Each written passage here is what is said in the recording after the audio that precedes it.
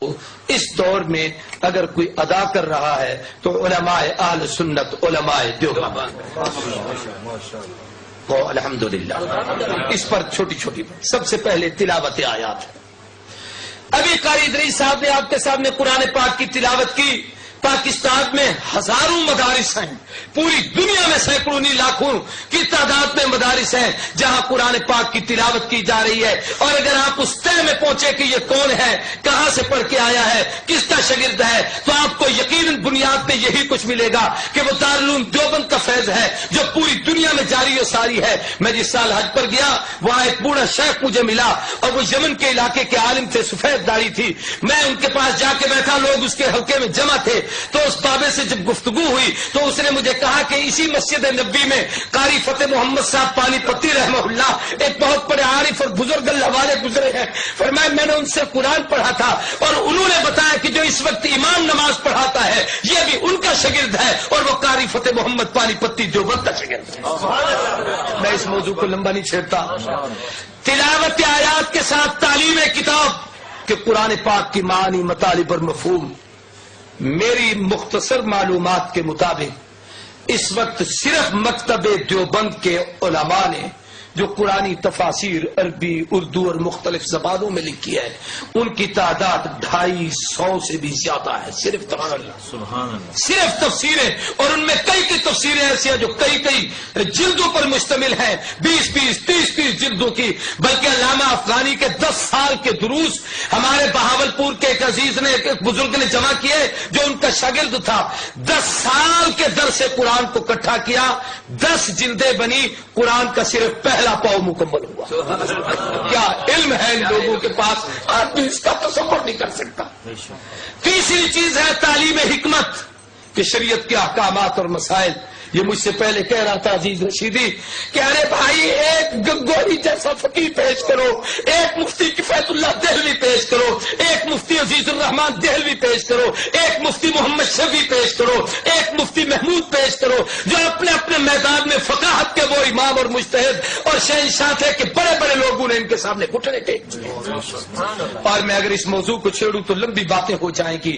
علم تفسیر کی خدمت کی ہے تو ان لوگوں نے، حدیث کی خدمت کی ہے تو ان لوگوں نے، فقہ کی خدمت کی ہے تو ان لوگوں نے، مدارس کا جال بچھایا ہے تو ان لوگوں نے۔ کسی نے حضرت شیخ الہند مولانا محمود الحسن رحمہ اللہ جو دیوبند کا سب سے پہلا شاگرد تھا، استاد بھی محمود ہے، شاگرد بھی محمود ہے۔ ایک چھوٹے سے انار کے درخت کے نیچے ایک استاد اور شاگرد بیٹھ کر علم کو سیکھ رہے ہیں، اور شاگرد محمود نے جب وہ محمود حسن بن گئے، علامہ زمان بنے، تو کسی نے کہا حضرت آپ کی کچھ تصنیف تو ہمارے سامنے نہیں آئی، آپ اتنے بڑے علامہ کہلاتے ہیں۔ فرمایا میاں میری تو ہر میدان میں تفسیر ہے، تو میری تصریف ہے، کس میدان کی تصریف دیکھنا چاہتے ہو، کون سی کتاب پڑھنا چاہتے ہو؟ اس نے کہا جی ہم نے تو کوئی نہیں دیکھی۔ فرمایا میرے قرآن کی تفسیر میں اگر کوئی تصریف دیکھنا چاہتے ہو شبیر احمد عثمانی کو دیکھ لو، علم حدیث میں میری کوئی تصریف دیکھنا چاہتے ہو میرے شاگرد انور شاہ کو دیکھ لو، اگر فقاہت میں میری کوئی تصریف دیکھنا چاہتے ہو میرے عزیز الرحمان اور کفایت اللہ کو دیکھ لو۔ فرمایا اگر تم لوگ میری تصریف کو دیکھنا چاہتے ہو، سیاست کے میدان میں کچھ پڑھنا چاہتے ہو میرے شاگرد عبید اللہ سندھی کو دیکھ لو، اگر تم میری تصریف پڑھنا چاہتے ہو جناب والا تعریف کے میدان میں مجھے کچھ دیکھنا چاہتے ہو میرے ایک ہی شاگرد تصوف کا امام اشرف علی تھانوی کو دیکھ لو، میرے اگر تم میرے تدبر اور حوصلے کو پڑھنا چاہتے ہو میرے شاگرد حسین احمد مدنی کو دیکھ لو، میری دعوت و تبلیغ کو دیکھنا چاہتے ہو میرے الیاس کو دیکھ لو، میرا ایک ایک شاگرد ایسا ہے۔ میں علی وجہ بصیرت کہتا ہوں تاریخ میں 2 انسان ایسے گزرے ہیں جن کی شاگردوں کی مثال دنیا میں نہ پہلے پیش ہوئی نہ قیامت تک پیش ہو سکے گی۔ پہلے طور میں امام اعظم نعمان بن ثابت ابو حنیفہ امت کا وہ فقیہ اور مجتہد تھا جس کے شاگرد ایک ایک شاگرد ایسا تھا جس کی مثال دنیا نہیں دے سکی، یا دوسرا شیخ الہند مولانا محمود حسن رحمہ اللہ ہے جن کا ایک ایک شاگرد ایسا ہے جو اپنے زمانے اور اپنے فن کا امام ہے جس کی مثال دنیا میں نہیں۔ میں اس موضوع کو لمبا نہیں کرتا، میں مختصر بات عرض کرتا ہوں۔ اور تاریخ میں کہا ایک حدیث ہے بڑی عجیب، مشکات میں علماء بیٹھے ہیں، حضور نے فرمایا قرب قیامت میں یکون فی آخر الزمان امت لہم مثل اجر اولہم، آخر دور میں ایک جماعت آئے گی، وہ پہلوں کے نقش قدم پر چلے گی، ان جیسے کام کرے گی اللہ ان پچھلوں کو ان جیسا اجر دے گے. آگے بڑی لمبی تفصیل ہے، میں صرف اسی کا ایک خاکہ عرض کرنا چاہتا ہوں. تاریخ نے اپنے آپ کو دہرایا کہ اگر پہلے دور میں امام اعظم نعمان ابن ثابت ابو حنیفہ گزرا جس کی فقاہت کی دنیا مثال نہ دے سکی، تو اس دور میں رشید احمد گنگوہی گزرا، علماء دیوبند کا وہ عظیم فرزند جس کی مثال دنیا نہیں پیش کر سکتی. اگر اس دور میں احمد ابن حنبل استقامت کا کوہ کرا تھا تو تاریخ نے محمود حسن کو پیدا کیا جس کی مثال دنیا نہیں دے سکتی.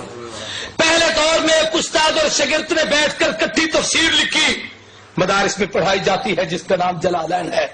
تو اللہ نے ہمارے اکابر میں ایک استاد اور ایک شاگرد، علامہ شبیر احمد عثمانی شاگرد، شیخ الہند مولانا محمود حسن استاد اور شاگرد نے بیٹھ کر وہ تفسیر لکھی جس کی مثال دنیا نہیں پیش کر سکتی. میں کہتا ہوں پہلے دور میں اگر اللہ سلام کروڑوں جزا عطا کرے، بخاری کی قبر پر اللہ رحمت نازل کرے، امام بخاری نے بخاری لکھی ہے تو اس کو سمجھانے کے لیے انور شاہ کشمیری نے جو اس کی شرح لکھی ہے، تاریخ میں آج تک اس جیسی کتاب نہیں آ سکی. پہلے دور میں امام مسلم صحیح مسلم لکھ کے گئے ہیں، علامہ شبیر احمد عثمانی نے فتح الملم 5 جلدوں میں لکھی ہے، آج تک اس کی مثال دنیا نہیں پیش کر سکی. اگر امام ابو داؤد نے ابو داؤد لکھی ہے، بل الموجود ابو داؤد کی شرح مولانا خلیل احمد سہارنپوری رحمہ اللہ نے لکھی جس کی مثال آج دنیا نہیں دے سکتی. اور امام مالک موطا امام مالک لکھ کر گئے. شیخ الحدیث محدث عصر مولانا محمد زکریا کادلوی مہاجر مدنی نے جس وقت اس کی شرح لکھی، ایک عرب کے شیخ کو یہ کہنا پڑا قد حنف الموطا، اور زکریا نے کیا موطا امام مالک کی شرح لکھی ہے کہ اس کو پڑھنے کے بعد ایسے لگتا ہے کہ شاید امام مالک بھی ابو حنیفہ کا مقلد بنا. ہمارا ایک ایک عالم بے مثال، ایک ایک عالم با کمال، ایک ایک عالم لازم.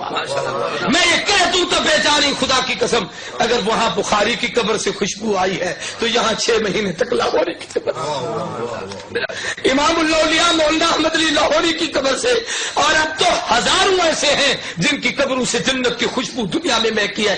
اللہ نے دکھایا ہے کہ یہ وہ اہل حق ہیں، یہی وہ لوگ ہیں، یہ وہ اللہ کے برگزیدہ لوگ ہیں جو پیغمبر کے اس مشن کی تکمیل کر رہے ہیں جس مشن کے لیے اللہ نے اپنے نبی کو دنیا میں بھیجا تھا. تو میرے محترم دوستوں اور بزرگوں، اللہ نے ہم اس پر اپنے رب کا جتنا شکریہ ادا کریں کم ہے کہ اللہ نے ہمیں ایسے اکابر دیے. میں خانپور ضلع رنجر خان پاکستان میں جس جگہ رہتا ہوں، حضرت خیری صاحب بخوبی ہمیں جانتے ہیں، مجھے جانتے ہیں. وہ ایک بہت بڑی خانقاہ ہے دین پور شریف کے نام سے. مولانا احمد علی لاہوری انہی کے مرید تھے اور حضرت سید حسین احمد مدنی سلسلہ قادریہ میں ان کے مرید تھے.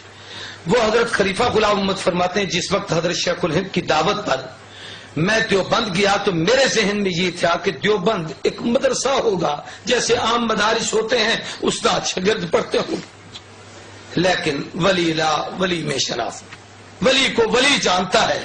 فرمایا جس وقت میں وہاں گیا دارالعلوم دیوبند کے اندر انوارات کی بارش ہو رہی تھی.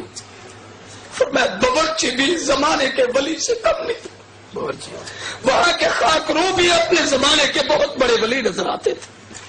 اللہ نے ہمیں اکابر جو عطا کیا وہ صرف علم والے نہیں، وہ عمل کا بھی کمال ہے، علم میں بھی کمال ہے.